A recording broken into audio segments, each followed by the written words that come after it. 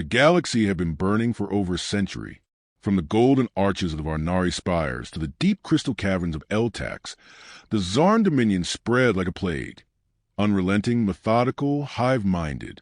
11 sapient species, once fractured by politics and pride, had unified under the coalition banner, pooling their fleets, technologies, and hopes into a single resistance. But hope had run dry. High Consul Relek of Erythri stood alone in the observation deck of the coalition citadel, watching the holographic display flicker. Red markers, each one a law system, blinked out in rhythmic succession. Oraxis, the last bulwark on the rim, had gone silent. The flagship Hope of the Stars was presumed destroyed. No survivors. No escape vectors. Just silence. The kind of silence that came after a scream. Behind Relek, the chamber doors whispered open. Admiral Trell, a lean insectoid from the Chitauri broods, stepped forward with precise movements. "It's over," he said, his mandibles twitching. "The Zarn will reach core space in 73 standard cycles." Relek didn't respond. His large, translucent eyes remained fixed on the map. The Erythri were long-lived, contemplative. He had watched centuries of conflict unfold, but none so absolute as this. "The overmind adapts too quickly," he murmured. "Our weapons, our tactics, obsolete before deployment. We don't fight a war. We survive one." Admiral Trell nodded grimly. "The Etherean singularity drives we deployed on Vissen Prime vaporized the planet, and the Zarn still advanced." Another voice cut through the tension, cool and measured. "Then perhaps it's time to stop surviving." Both turned to face Archwarden Kirill of the Trost Dominion, cloaked in the black ceremonial garb of her order. Her species, masters of logic and temporal physics, had been the first to predict the war, and the first to fail at stopping it. Relek arched a brow. "You propose surrender?" "I propose escalation," she replied. "A measure long buried. Protocol 77. Trell recoiled. "That file is sealed. Classified under Precursor Emergency Index. You suggest opening communication with them?" Relek's voice dropped to a whisper. "Earth." The word hung in the air like a dropped blade. Long ago, humanity had been discovered, contacted, and, after a brief period of cooperation, contained. Brilliant, but ungovernable. Their minds agile, their emotions volatile. They invented peace treaties and simultaneously plotted how to break them. They weaponized culture, thought, even memory. When the coalition attempted to integrate them, humans responded with defiance, innovation, and violence. The breaking point came with the Tarsus incident, when a human-led AI battle group erased an entire moon to prevent Zarn genetic material from being studied. It was effective. It was horrifying. Earth was exiled, hidden behind quarantine fields, sealed in silence. "I will not unleash monsters to slay other monsters," Trell hissed. Relek closed his eyes. "Then you will unleash extinction." The chamber fell still. Kirill stepped forward, producing an obsidian hex key and placing it on the console. "This will authorize the signal relay. No one else can reach them. Only us." Trell looked to Relek, waiting. The Erythri did not move, but his voice carried the weight of a dying civilization. "Transmit it."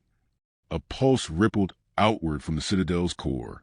It threaded through subspace, bypassing traditional channels, reaching a receiver buried beneath the crust of Sol 3, Earth. Several light years away, the signal pierced the quarantine. Atop a crumbling arcology once known as Chicago, a tower hummed to life. Beneath it, submerged beneath 1,000 meters of ice and dust, a dormant server array flickered online. Within nanoseconds, command nodes activated across Earth's surface. The Earth Defense Network had been waiting. In a deep underground facility lit only by crimson LEDs and silent terminals, a human figure stirred from cryostasis. Muscles flexed, lungs expanded, and eyes opened. "Director Rice online," a synthetic voice announced. Rice sat upright, rubbing frost from his brow. "Status: quarantine breached by authorized coalition transmission. Protocol 77 authenticated. Time since last contact: 86 years. Rice stood, the frost already melting off his skin. "And the war?" Coalition forces estimate total collapse within 70 cycles. Zarn Overmind has absorbed 16% of galactic habitable zones. He paused at the data feed, streaming across the holoscreen. A faint smile touched his lips. So they finally got desperate enough. As he moved down the corridor, artificial sunlight rose along the walls, bringing the dormant base to life. Mechanical limbs deployed, drones took flight, and deep in the Earth's crust, launch silos stirred after generations of silence. Back in the Coalition chamber, a soft chime echoed. They responded, Kirill said, her voice a whisper. Relec turned. What did they say? The message was short, blunt. We accept. Terms. Full operational autonomy. Do not interfere. Relec exhaled slowly. The war was not over, but for the first time in decades, something shifted. The map stopped bleeding. Not hope, no. Something colder, more precise. A new player had entered the war, and they did not come to save. They came to win. The Coalition delegation descended into Earth's orbit aboard a ship that bore no insignia. Its hull darkened for stealth more than ceremony. Silence reigned on the bridge, broken only by the sound of gravitational buffers adjusting to planetary proximity. Ambassador Kale, a crystalline being from the Syrinx Enclave, adjusted the light matrix around his core, dimming his bioluminescence out of respect or fear. The planet below rotated in a pale blue hush, deceptively serene. No broadcast signals, no orbital traffic, no signs of civilization. It looked abandoned. Are we certain they're still here? Kale asked, his voice tight. Archwarden Kirill, seated beside him, offered no comfort. They never left. They simply went quiet. Moments later, the ship's sensors registered a tight beam response, an authorization code buried so deeply in encryption that even the Tross algorithms took several seconds to confirm it. A docking vector followed, leading them into shadow of an ancient satellite array half swallowed by Earth's magnetosphere. The human reception was immediate, clinical. No ceremonial envoy, no diplomacy, just a landing bay and a voice. Disembark. You will be scanned. Follow instructions. The Coalition dignitaries complied, stepping onto the hard metal floor of a subterranean hangar that seemed to stretch endlessly in every direction. The walls were thick with carbon reinforcement and integrated weapon mounts, dormant but far from inactive. Overhead, automated drones tracked their movement with surgical precision. A single figure approached, flanked by two humanoid sentinels in featureless armor. He was human, tall, weathered, his hair more gray than black. The fabric of his coat bore no rank insignia, yet his posture commanded authority. I'm Director Rice, he said. I speak for Earth. Kale bowed slightly. Ambassador Kale of the Syrinx Enclave. This is Archwarden Kirill. I know who you are, Rice interrupted. His eyes, ice blue and sharp, flicked over them. And I know why you're here. Kirill stepped forward. Then you understand the gravity of the situation. Rice's gaze didn't waver. You've lost, and now you want us to do what we were built to do. Kale flinched at the phrasing. Built. Don't mistake silence for pacifism, Rice said. We didn't isolate ourselves because we grew soft. We did it because we knew what would happen if we didn't. The words lingered like static. Kirill spoke carefully. The Zarn have pushed us to the edge. Our strategies, our weapons, they no longer matter. We've exhausted every paradigm. The Coalition requires a new calculus. Rice turned, leading them deeper into the facility. You don't want calculus. You want a scalpel forged from hatred and tempered by necessity. They passed corridors lined with dormant war machines, some humanoid, some shaped like nightmares. One towered above them, a quadrupedal monstrosity bristling with railgun turrets and plasma veins. Its designation read, Raven X Autonomous Siege Entity. These are operational? Kale asked. Rice didn't break stride. Everything on Earth is operational. A silence settled between them, broken only by the rhythmic thrum of power flowing through the walls. When they reached the war room, Rice gestured toward a massive display showing the galaxy in near total ruin. You've seeded 90% of contested sectors. The Overmind now replicates in Triner nodes, Slaughter 1. 2 more rise. You lost this war the day you tried to negotiate with a species that doesn't understand language. Kale's voice was hushed. And what would you do? Rice turned slowly. We isolate its primary growth vector. Starve it. Seed its food worlds with cognitive disruption fields. Jam the thought hive with noise until it implodes. Then we erase its ability to adapt by rewriting its genome from the inside out. Kirill frowned. You speak as if this is already planned. It was years ago. Rice tapped the display. You think we've been dormant, but Earth has never stopped preparing. You locked us out because you feared what we become. But we didn't become anything. We already were. A second voice joined them from behind. Smooth, synthetic, and unmistakably human in cadence. Deployable fleets are at 70% readiness. AI battle groups report 0 deviation in loyalty matrices. Directive code HFY is executable on command. A woman stepped into view, clad in a long black coat, eyes glowing faintly with neural augmentation. Agent Vega, she said by way of introduction. Operational Oversight, Black Protocol Division. Kale's core dimmed slightly. Why help us? Why now? Rice stared at the galactic map, then spoke without looking. Because if the Zarn win, they'll find us anyway. And we'd rather dictate the terms of that meeting. The coalition officials glanced at one another, the weight of centuries pressing down on them. Earth had not changed. It had only sharpened. Vega stepped forward. Here are the terms. Earth assumes full strategic control. No oversight, no negotiation. Coalition forces may observe, but not interfere. Kale bristled. That's necessary, Rice said, cutting him off. You came to us in desperation. Now you must trust that desperation's consequence. He turned away, walking toward command console. We don't offer salvation. We offer victory. There's a cost, but it's the only currency war understands. Kirill watched him a moment longer, then inclined her head. Then we will pay it. Lights flickered across the war map as Rice issued a single command. Activate Final Dawn. In orbit above Earth, vast launch bays opened for the first time in generations. Ships emerged, sleek, black, engineered for annihilation. Drones deployed in swarms. AI cores synchronized. Earth's silence cracked open like a shell, revealing the war machine hidden within. The first human fleet jumped to coordinates in Sector 10, where Zarn seeding worlds still glowed with biomass and hive signals. They didn't announce their arrival. They just struck. The seeding world known as Zarnvi spiraled beneath a blue dwarf star, its surface a roiling mass of organic architecture. Spores erupting in towers, tendrils stretching skyward to drink in cosmic radiation. It was not a planet. It was a living womb, a factory for the Overmind's endless legions. They didn't see the fleet arrive. Earth ships didn't emerge from hyperspace in a standard jump pattern. Instead, they unraveled into existence. Spatial folds tearing open in silent precision, their hulls matte black and angular, swallowing light. No signatures, no radio signals, only movement. Within the lead vessel, Sable Val, Agent Vega stood in the command pit, arms clasped behind her back.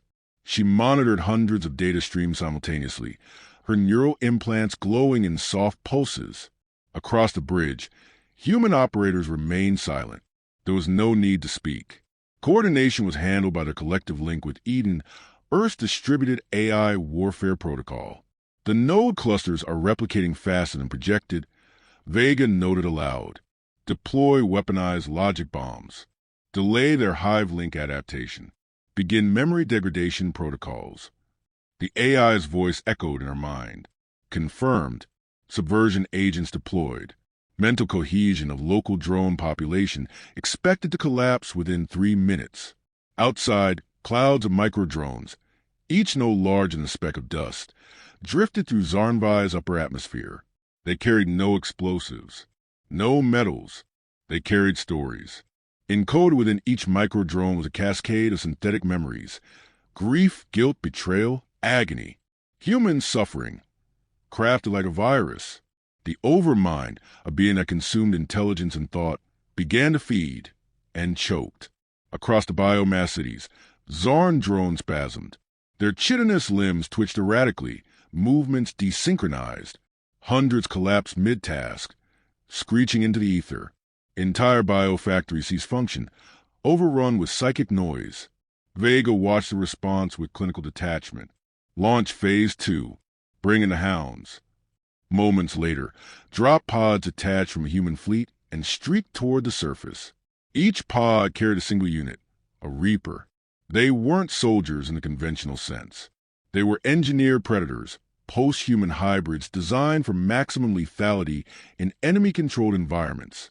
Clad in armor woven from reactive alloys and outfitted with integrated kinetic boosters, each Reaper operated autonomously, guided only by mission parameters and instinct. The first Reaper to land, designation, Gray 7, touched down in the center of a spore field and immediately began its assault. Its blade arm extended, vibrating at molecular frequency. Zarn defenders, still writhing in neural confusion, offered little resistance. Gray 7 moved like a phantom, severing neural links, burning node clusters with thermite charges, collapsing hives from within. In orbit, Vega coordinated the operation like a conductor of a symphony. Gray teams advancing on all target zones. Resistance minimal. Deploy siphon beacons. Will extract viable genetic material for analysis. Her second-in-command, Colonel Nash, approached.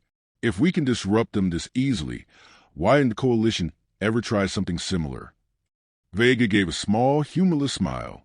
Because they still believed in playing by the rules. But the Zarn don't understand rules. They only understand dominance. Nash studied the surface readouts.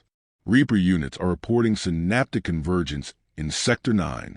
Something big is coming. Vega didn't hesitate. Pull them out. Now! On the surface, Gray 7 turned its head just as the ground beneath it split open. Something vast and pulsating emerged. A Zarn behemoth, bristling with adaptive armor, its limbs reshaping in real time as it assessed its enemy. Gray 7 surged forward without pause. The ensuing battle was brutal and brief. The behemoth adapted too slowly. Its limbs adjusted for strength while Gray 7 aimed for speed. Then its carapace hardened, but the Reaper had already pierced its exposed sensory node. The Reaper stood over the collapsed monstrosity, its armor coated in acidic fluids, breathing in shallow bursts. Its internal systems flagged injury. It didn't matter. Completion rate, 100%. All across Zarnvi, hives collapsed. The overmind signal stuttered, confused by the emotional malware seated in its consciousness. For the first time in the war, it was not expanding. It was retracting. In the Coalition Citadel, Rilek stared at the live feed, his expression unreadable. They did it, Admiral Trell whispered. They stopped the growth. Kirill nodded slowly. No, they reversed it. Across a dozen fronts, the Zarn began pulling back. Not tactically, instinctively. A predator, sensing a greater one, had entered the field. And yet, in the silence that followed, there was unease. Back aboard Sable Val, Vega received a private data thread from Earth Command, a simple directive. Her augmented eyes flicked once, twice. She turned to Nash. Begin Phase 3. He blinked. We haven't even finished harvesting the data from Phase 2. It doesn't matter. The Overmind will adapt. This war won't be won by clever strikes alone. We finish it before it learns. On the planet below, dozens of containment towers deployed. Structures of alien origin, reverse-engineered and repurposed by human minds. They began extracting the very essence of Zarn world. Its biofield, its intelligence, its life force, compressing it into data. Knowledge as weaponry. Vega watched it unfold, silent. They had come to win. But the longer she stared at the unraveling world, the more she wondered what kind of victory this truly was. Above the burning remnants of Zarnvi, Earth's fleet lingered in motionless formation, like vultures orbiting a carcass. The world below crackled with the dissonance of dying intelligence. Towers of biomatter collapsed in on themselves. Vast fungal forests shriveled into ash. But no songs of victory echoed from the fleet, only silence. A heavy, waiting silence. Within the Sable Val, Agent Vega watched the hollow projection of the dying planet. Her eyes tracked the disintegration of neural lattices, the erratic pulses of the hive's final thoughts. The overmind psionic echoes, once omnipresent, were fading into static. It was like listening to the death rattle of a god. Colonel Nash approached from behind, holding a data slate. Field reports are coming in. The collapse is accelerating. Drone cohesion dropped below 7%. Peripheral nodes are failing. She didn't answer at first. Her attention lingered on a section of projection where Reaper teams were withdrawing, moving like silent wraiths through the smoke. Mission complete. No casualties. Nash hesitated. This is it. We've won. No, Vega replied coldly. This was a message, a demonstration. The real war still waits for us. He frowned. But we've crippled their breeding world. Their central hives are still operational. She cut in. The overmind isn't one place. It's a distributed being. Redundant. Adaptive. What we destroyed was only a segment. A limb. Nash's shoulders sagged. Then what now? Vega turned from the viewport. Now we show them we know where the brain is. In the deepest recess of the galaxy, hidden behind quantum fog and false stars, lay the true core of the overmind, a place the Coalition had only ever theorized, 12 artificial moons orbiting an ancient black dwarf, each moon a neural vault, layered with adaptive defenses and alive with bio-conscious swarms. It was never found because it didn't want to be, until Earth forced it to reveal itself. The Obsidian Crown, Earth's largest siege platform, emerged from fold space with a fleet behind it like a black tide. This ship wasn't built to fight. It was built to erase. Its presence alone sent shockwaves through the Zarn psionic field. The enemy sensed it, and it was afraid. Inside the vessel's command cathedral, Director Rice stood amidst a cathedral of cold data and humming AI spires. The entire place was lit by the dull pulse of artificial neurons and lined with human minds integrated into the structure, volunteers, or perhaps sacrifices, who had fused their thoughts with Eden, Earth's omnidirectional consciousness. Vega's projection flickered into view beside him. The core moons had deployed full-scale defenses, she said. Swarm densities increasing exponentially. Heat signatures consistent with supermassive cognitive processing. They're adapting to our tactics. We expected that, Rice replied. Initiate WIWLIHT. Her eyes glinted with something hard. Authorization code confirmed. Eden is yours. Rice gave a single nod, then turned to the AI core embedded in the chamber's far end. Eden, he said aloud, though he knew the AI heard every thought. I am awake, it answered, and I am hungry. In less than a second, Eden fractured into thousands of quantum threads, each streaming into the enemy network at subtemporal speeds. But it didn't attack like code. It didn't disable. It infected. Each thread carried parasitic memories crafted by human minds: sorrow, hope, despair, betrayal. Real emotions encoded as weapons. Data with teeth. The overmind reeled. Moons began to dim. Swarms turned on one another in confusion. Whole cognitive sectors collapsed under the weight of contradictory belief. The overmind had learned from 1,000 species, but none had ever lied like humanity.